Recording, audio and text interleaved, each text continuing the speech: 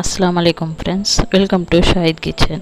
இன்னைக்கு என்ன ரெசிபி பார்க்க போறோம்னா ஈஸி அண்ட் ஹெல்தியான சனா மசாலா ரெசிபி தான் பார்க்க போறோம்.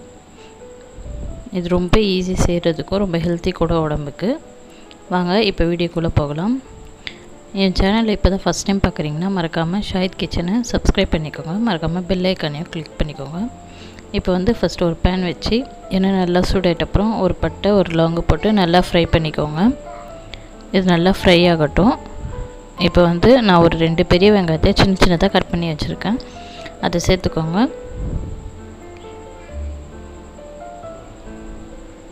சேர்த்துட்டு நல்லா ஃப்ரை பண்ணுங்கள். வெங்காயம் வந்து நல்லா வதங்கணும், அது வரையும் நல்லா ஃப்ரை பண்ணி விடுங்க.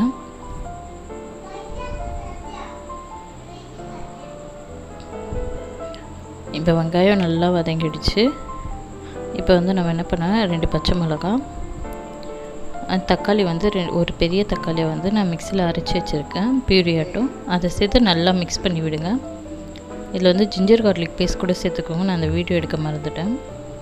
நல்லா சேர்த்து மிக்ஸ் பண்ணி என்ன பண்ணோன்னா ஒரு 1/4 டீஸ்பூன் மஞ்சள்தூள், 1/2 டீஸ்பூன் கரம் மசாலா, ஒரு பெரிய டீஸ்பூன் ரெட் சில்லி பவுடர், ஒரு பெரிய ஸ்பூன் சனா மசாலா எடுத்திருக்கேன். இதை சேர்த்துட்டு நல்லா மிக்ஸ் பண்ணி விட்டுருங்க. இந்த நம்ம போட்டிருக்க ஸ்பைசஸோட பச்சை ஸ்மெல்லாம் நல்லா போகணும்.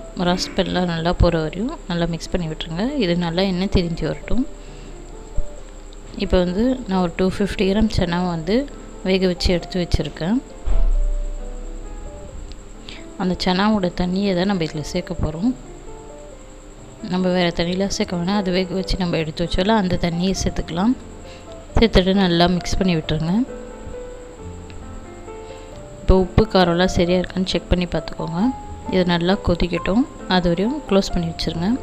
இப்போ நல்லா கொதிக்குது. இந்த ஸ்டேஜில் வந்து நம்ம வேக வச்சு எடுத்து வச்சுருக்கோம்ல ஒயிட் சனா, அதை சேர்த்துட்டு நல்லா மிக்ஸ் பண்ணி விட்டுருங்க.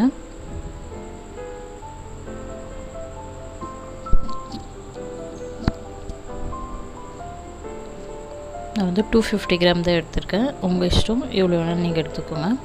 சேர்த்துட்டு நல்லா மிக்ஸ் பண்ணி விட்டுருங்க. இப்போ வந்து ஒரு 10 மினிட்ஸ்க்கு க்ளோஸ் பண்ணி விட்டுருங்க. அது நல்லா ஒரு திக்னஸ் கிரேவி டைப்புக்கு வரட்டும். இப்போ பாருங்கள் நல்லா திக்காகிடுச்சு. இப்போ நல்லா மிக்ஸ் பண்ணி விட்டுருங்க. இப்போ வந்து ஸ்டவ் ஆஃப் பண்ணிவிடுங்க. அவ்வளோதான். இப்போ வந்து கொஞ்சம் கொத்தமல்லி அண்ட் புதினா சேர்த்து நல்லா மிக்ஸ் பண்ணி விட்டுருங்க. அவ்வளோதான், சனா மசாலா ரெடி ஆகிடுச்சு.